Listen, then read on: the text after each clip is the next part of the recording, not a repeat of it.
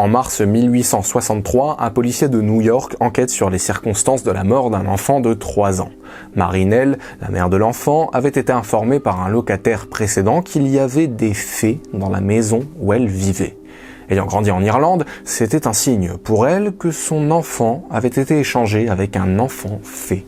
Pour y remédier, l'un des protocoles dans la croyance consiste à chauffer la lame d'une pelle jusqu'à ce qu'elle soit rouge et chaude et à faire asseoir l'enfant dessus. Si un enfant fée, un changelin, avait remplacé le vrai enfant, alors la créature s'envolerait. Madame Nell effectua ce test sur son enfant, à l'insu de son mari, et les brûlures qui en ont résulté ont été si graves que l'enfant perdit la vie 1 semaine plus tard.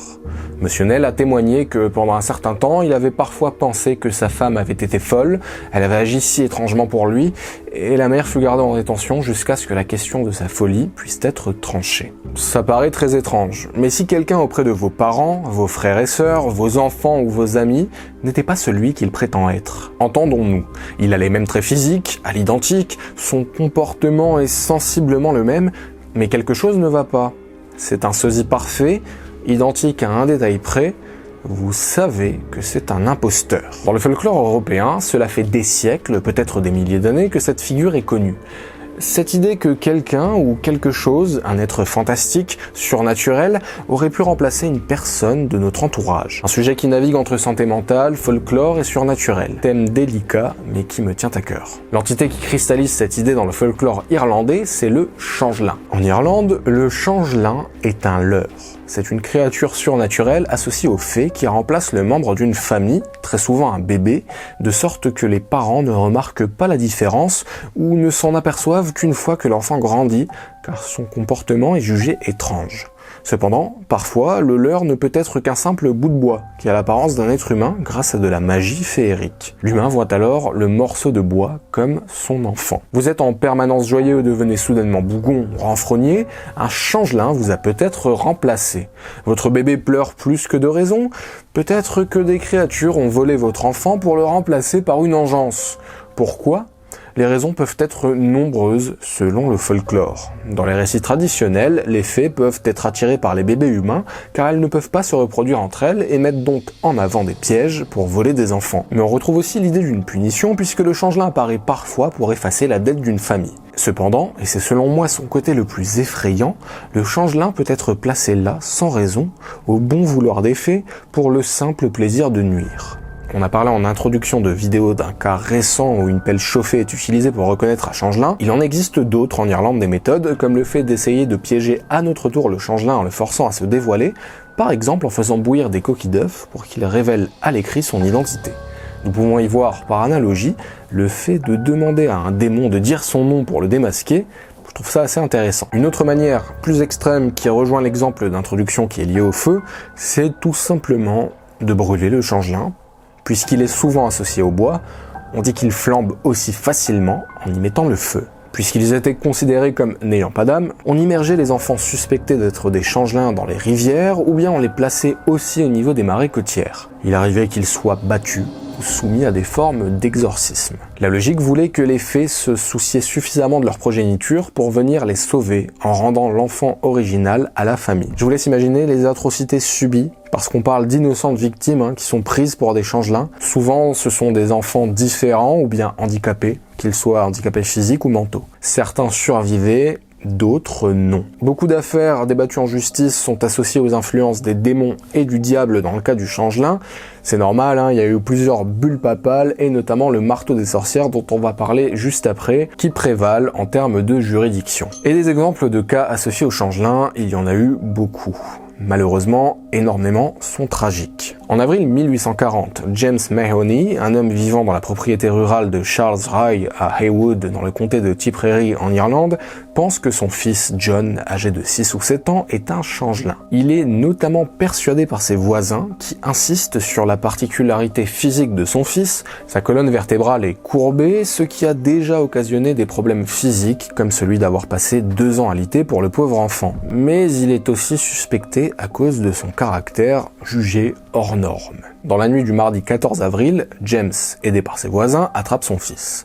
Ils le maintiennent au-dessus d'une pelle brûlante en le menaçant, Puis ensuite, il le traîne vers la pompe à eau en le sommant de révéler où se trouve son véritable fils, sinon il le noierait. Le pauvre John, terrifié, joue le jeu. Il leur dit qu'il est une fée et qu'il renverrait le vrai John Mahoney le lendemain soir si jamais James lui permettait de dormir chez lui cette nuit. Il précise même que le vrai John se trouve chez un fermier. On imagine la terreur de l'enfant qui dit à son père ce qu'il veut entendre par peur de sa réaction. Le lendemain matin, John est retrouvé mort dans son lit. La cause du décès, selon un médecin, c'est tout simplement l'état de la colonne vertébrale du garçon. Ça veut dire que pour le reste de leur vie, les parents n'ont peut-être jamais douté des faux aveux de l'enfant et ont peut-être pensé qu'ils avaient assisté à la mort d'une fée, croyant que leur fils avait éternellement disparu. Cet incident fait en partie écho au cas de Philip Dillon de Clonmel, 3 ans. En 1884, il est gravement brûlé après que 2 voisins l'aient soumis à un test de changelin en l'absence de sa mère. Certains cas méritent d'ailleurs une vidéo à part entière. On aura l'occasion de revenir sur ce sujet prochainement à travers une histoire justement assez dramatique. Maintenant qu'on cerne bien sa figure, on peut se questionner sur les origines du changelin. Une première mention du phénomène se trouve dans les écrits de Guillaume d'Auvergne, qui fut évêque de Paris de 1228 à 1249. Selon Auvergne, il arrive que les enfants de démons soient échangés avec ceux de bébés en bonne santé et qu'ils soient arrachés à des familles. Il y a aussi les Vita Fabulosa des 10e et 11e siècles. La légende de Saint-Étienne décrit Satan qui vole un enfant et laisse une statuette à sa place. Selon l'ethnologue Jean-Michel Doulet, qui a consacré sa thèse aux changelins et leur étude à travers les récits de tradition orale, cette légende est une personnification de la figure de la fée malfaisante, incorporée à une imagerie chrétienne. Parce que la figure du changelin et la thématique des bébés volés se répand un peu partout en Europe et en Scandinavie. Poussée par l'influence de Martin Luther, qui suggère qu'ils sont laissés là par le diable, et également popularisée par les frères Grimm. Ils sont aussi décrits, comme dit plus tôt, dans le Marteau des sorcières en 1486, et je rappelle que pendant 200 ans, il est le livre le plus populaire après la Bible, pas étonnant du coup que le changelin ait marqué notre imaginaire. Naguère circulaient dans les campagnes d'étranges histoires pleines d'angoisse, de peur et de culpabilité mal démêlée. Celle-ci témoignait d'une croyance qui donna lieu à divers rituels, parfois dramatiques, dont on peut suivre la trace du Moyen-Âge jusqu'aux portes du XXIe siècle. Que racontait-elle? Que des fées, des nains, des elfes et bien d'autres créatures pouvaient enlever les enfants au berceau et déposer à leur place leur propre progéniture. On appelait ces inquiétants enfants des changelins. Les églises romaines et protestantes s'y intéressèrent et crurent reconnaître là des démons, c'est-à-dire l'œuvre de Satan aidé ou non de ses suppôts, les sorcières. En ce temps où le surnaturel imprégnait la vie quotidienne et se déclinait en d'innombrables croyances, et où la frontière dangereusement perméable entre l'ici-bas et les autres mondes passait au beau milieu des berceaux. Le changelin est donc une croyance pré-chrétienne incorporée à l'Église. C'est notamment ce qu'étudie le livre Traditions et croyances de Jean-Michel Doulet, tiré de sa thèse. Le bouquin est d'ailleurs en rupture de stock, donc si un détenteur passe par là et souhaite s'en séparer, mes DM sont ouverts. La figure du changelin est si forte aujourd'hui dans le folklore que l'historienne folkloriste Joyce Underwood Munro a listé 13 points similaires à tous les récits de changelin. Les voici. N'hésitez pas à faire pause. Les origines de cette croyance sont encore débattues, en tout cas sa figure en Scandinavie est intéressante. Les changelins y craigneraient le fer et ce serait un bon moyen de les démasquer. Au niveau de l'étymologie, si les termes français et anglais les plus anciens renvoient à l'idée d'un échange, de quelque chose de remplacé, en Normandie on les appelait cojon ou fêté par exemple. Et un indice me semble capital vis-à-vis de son point d'origine. En vieil anglais, changelin se disait tauf ou hoves au pluriel, emprunté au vieux norrois alfer ou alfar au pluriel, qui désigne un elfe et des fées. Là encore, les origines pointent vers la Scandinavie. Cette croyance nous provient-elle de la mythologie nordique ? Honnêtement, je n'en sais rien. Et le changelin se retrouve aussi bien chez les Celtes que les Germains et les Nordiques au niveau des croyances pré-chrétiennes européennes. Et je trouve ça fascinant, et je vous donne l'info parce que peut-être que certains d'entre vous, plus calés avec davantage de sources sur leurs origines, peuvent nous aiguiller. En tout cas, la figure du changelin est toujours là, encore aujourd'hui dans le folklore. Pendant longtemps, le changelin s'explique par la différence de paradigme. Autrefois, le monde reposait sur un système de croyances autour duquel le quotidien sociétal évoluait. Certaines conditions médicales mal comprises trouvaient donc des explications dans ce système de croyances. Mais cette figure me fait aussi penser au syndrome de Capgras, un trouble psychiatrique dans lequel le patient, tout en étant parfaitement capable d'identifier la physionomie des visages, affirme que les personnes de son entourage ont été remplacées par des sosies qui leur ressemblent parfaitement.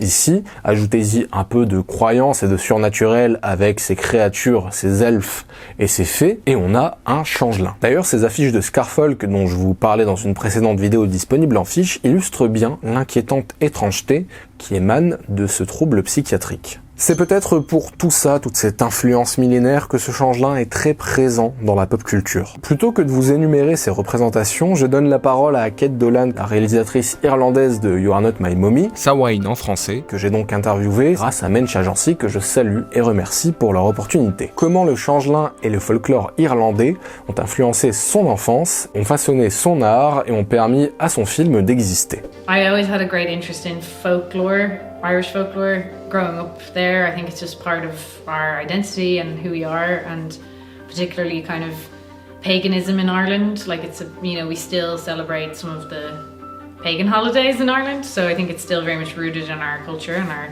personalities and how we kind of approach things. So I think, I always wanted to make a feature film that was going to discuss Irish folklore and look at some of the stories that I'd read and researched on witchcraft and paganism. Son film narre l'histoire de Char qui voit sa mère Angela disparaître du jour au lendemain, une semaine avant Halloween. Lorsque Angela rentre chez elle, même si c'est la même personne en apparence, son comportement a changé, comme si elle avait été remplacée par autre chose. This idea that I was also ruminating on was the idea of kind of trauma in a family and how that passes down in generations, and how somebody coming of age in a family with mental illness, how they have to kind of try and break out of that while also accepting it and confronting it. And it kind of, the two ideas started to marry together, because in Irish folklore there was a lot of stories about people who had family members who were sick or ill, and then they were thought to be something else, and so they actually burned their relatives or they drowned them in rivers and that kind of thing in hopes of saving them, but actually they were obviously just murdering them. Changeling is a very popular Irish legend. How were you influenced by it? The folklore can also be found in other countries too, the idea of somebody being swapped for something else, and I think that idea that somebody isn't who you thought they were, or they've been changed, or in some way someone you love is different. And I think it's a very universal idea that, everyone can be afraid of and understand that, someone that you love is not who they are anymore. Be it from mental illness or physical illness, or, even in a fantastical sense. I think it's quite a scary idea. I think Irish people are really superstitious. My grandmothers would be very superstitious and have all kinds of telling you all these stories when you're growing up. So it's a massive part of me and my identity. There's a wealth of stories and terrifying characters in Irish folklore, and I'd love to make movies about them all. I think they're so inspiring. I feel like there's never been a good Banshee movie, for example, and the Banshee is like a very scary character in Irish folklore. There's so many that aren't even that well known as well, so I think it's just so rich. And it will continue to influence me, I'd say, into the future, for sure. Le discours de Kate est très intéressant et conclut parfaitement autour de la problématique. On remarque bien que c'est celui d'une personne imprégnée par sa culture et croyances associées. Le sujet du changelin a nourri ses réflexions et affiné ses perceptions sur l'histoire irlandaise, et on voit bien que des sujets de société délicats comme par exemple la santé mentale passent à travers la figure du changelin. Tout cela se répercute dans ses créations artistiques et dans son film qui sortira donc en décembre. En conclusion, cette figure millénaire, folklorique et surnaturelle pour certains, continue de marquer les esprits, notamment en Irlande, mais pas seulement. C'est la fin, j'espère que cette vidéo vous a plu. Comme d'habitude, si ça vous a plu, prenez le temps de laisser un like et un commentaire, ça nourrit l'algorithme. N'hésitez pas à partager la chaîne et la vidéo d'ailleurs, à la faire connaître, c'est le meilleur moyen d'accroître notre communauté. Si vous pouvez vous le permettre, l'abonnement payant, c'est-à-dire rejoindre la chaîne, est le meilleur moyen d'assurer la pérennité de la chaîne et le rythme de production qui, comme vous pouvez le voir, est très soutenu. En tout cas, sincère merci à tous. Je le redis, mais je vous souhaite encore un bel été si vous prenez des vacances. Bon courage au boulot pour tous ceux qui travaillent. Et rendez-vous à la semaine prochaine pour la prochaine vidéo. Je rappelle que tout l'été, je continue mon rythme, pas de pause sur la chaîne, donc soyez au rendez-vous. Au revoir tout le monde.